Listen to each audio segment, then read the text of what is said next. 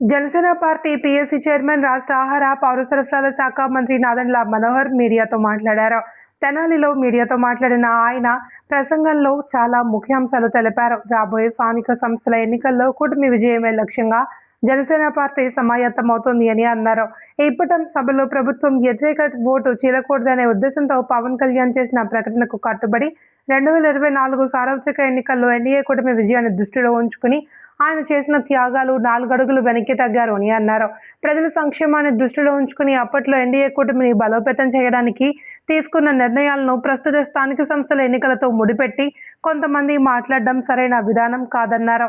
Party బలంగా ఉన్న ప్రాంతాల్లో తప్పకుండా పోటీ చేస్తుంది అని, కూటమి భాగస్వామ్యాన్ని గౌరవిస్తూ అన్ని పార్టీలతో సమన్వయం చేసుకుని నాయకులు, కార్యకర్తలు, వీర మహిళలకు తగిన అవకాశాలు కల్పిస్తామని అన్నారు.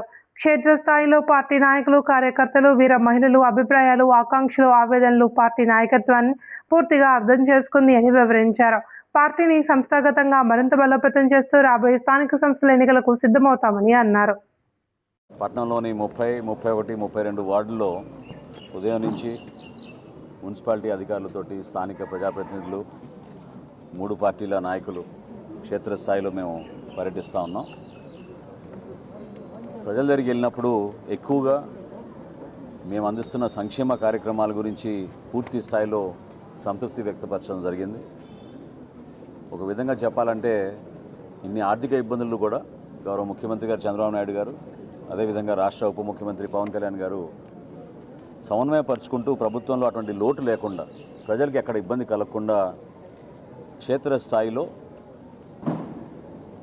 లబ్ధిదారుని గుర్తించినప్పుడు అర్హత ఉన్న ప్రతి ఒక్కరికి సంక్షేమం ద్వారా ప్రతి నెల మనం అందించే సుమారు 3,000 కోట్ల రూపాయల ఆర్థిక సాయం పెన్షన్ల ద్వారా ప్రజలకు చేరుతోందనేది ఒక సంతృప్తిని ఇచ్చింది ఈ రోజున. అదేవిధంగా అభివృద్ధి కార్యక్రమాల్లో క్షేత్రస్థాయిలో ఉన్న రోడ్ల విషయంలో కానివ్వండి, సైడ్ కాలువల విషయంలో కానివ్వండి, మరమ్మతులు చేయాల్సిన ప్రాంతాల్లో ప్రజలు మా దృష్టికి తీసుకొచ్చినప్పుడు ఆల్రెడీ మేము ఒక ప్రణాళిక సిద్ధం చేసుకుని ఈ 31వ వార్డు అమరావతి ప్లాట్స్లోనూ, అదేవిధంగా 30 వార్డులో గతంలో చేపట్టిన కొన్ని ప్రధానమైన కాలువలు, స్టామ్ వాటర్ డ్రైన్ అయితే మనం చేసామో, చెంచుపేట బ్రిడ్జ్ దగ్గర నుంచి మనం జేఎంజే కాలేజ్ వరకు, వీటన్నిటిని కూడా ఇంకా మౌలిక సదుపాయాలు కల్పించాలని తపంతో పనిచేస్తున్న వివిధ శాఖల్ని సమన్వయపరుచుకుంటూ ముందుకు వస్తూ ఉన్నాం. ఈ ఒక్క ప్రాంతంలోనే దాదాపు 10,50 లక్షల రూపాయలు మంజూరు చేశాం. వర్కులు వివిధ దశలో ఉన్నాయి. చేయాల్సినవి ముందుగా మేము సిపిడిసిఎల్ నుంచి కరెంటు సమస్య ఎక్కడ లేకుండా, వోల్టేజ్ సమస్య ఎక్కడ లేకుండా ఒక యుద్ధ ప్రాతిపదికన ట్రాన్స్ఫార్మర్లు మార్చుకునే విధంగా ఈ రోజు నుంచే కార్యక్రమం మొదలు పెడతాం. అదేవిధంగా వీధి దీపాల కొరత ఎక్కడ లేకుండా ఈ ప్రాంతంలో కూడా కొంతమంది మా దృష్టికి తీసుకొచ్చారు. మహిళలు ప్రత్యేకంగా కొన్ని సమస్యలు వీధి దీపాల గురించి తెచ్చినప్పుడు ఇమ్మీడియట్గా వాటిని కూడా తీసుకెళ్లే విధంగా మనం ముందుకెళ్తాం. వీటితో పాటు ప్రజలు ఏదైతే కోరుకుంటున్నారో మౌలిక సదుపాయాల కల్పనలో, ప్రత్యేకంగా అమరావతి ప్లాట్స్లో 3 పార్కుల నిర్మాణం, ఆ పార్కులతో పాటు వీలైతే అక్కడ పిల్లలకి ప్లే గ్రౌండ్ కూడా ఏర్పాటు చేసి వారికి మౌలిక సదుపాయాలు కల్పించాలని ఒక ప్రయత్నం చేస్తున్నాం. ఈ కార్యక్రమం అయిన తర్వాత అన్నా క్యాంటీన్కి వెళ్ళి అక్కడ ప్రతిరోజు భోజనం ఏర్పాటు ఎట్లా ఉన్నాయి, వాళ్ళతో పాటు భోజనాలు చేసి అక్కడ కూడా వాస్తవ పరిస్థితులు తెలుసుకోవడానికి తప్పకుండా ఒక ప్రయత్నం చేస్తాం.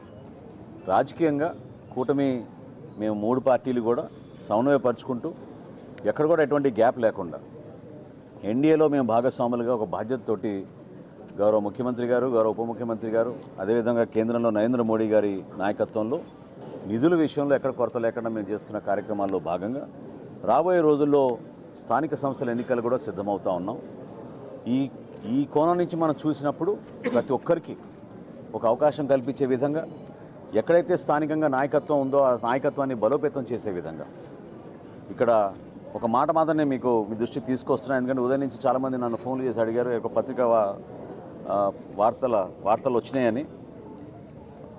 వివిధ మాధ్యమాల్లో కానివ్వండి, పత్రికల్లో వచ్చిన విషయం కానివ్వండి, పవన్ కళ్యాణ్ గారు రాష్ట్ర ప్రజలను దృష్టిలో పెట్టుకుని సార్వత్రిక ఎన్నికలప్పుడు అవసరమైతే మనం తగ్గుదాం,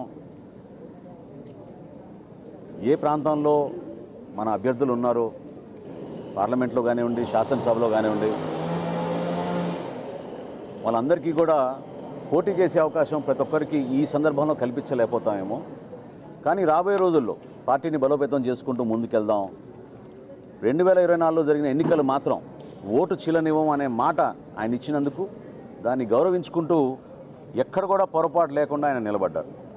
సో కూటమిలో మేము 4 అడుగులు వెనకేసినా కూడా అది కూటమిలు బలపరచడానికి ఎన్డీఏ భాగస్వాములుగా మేము ఒక బాధ్యతతోటి ముందుకెళ్ళాం తప్ప అది ఈ రోజున కూడా స్థానిక సంస్థల్లో అదే రీతిలో ముందుకెళ్తున్నాం.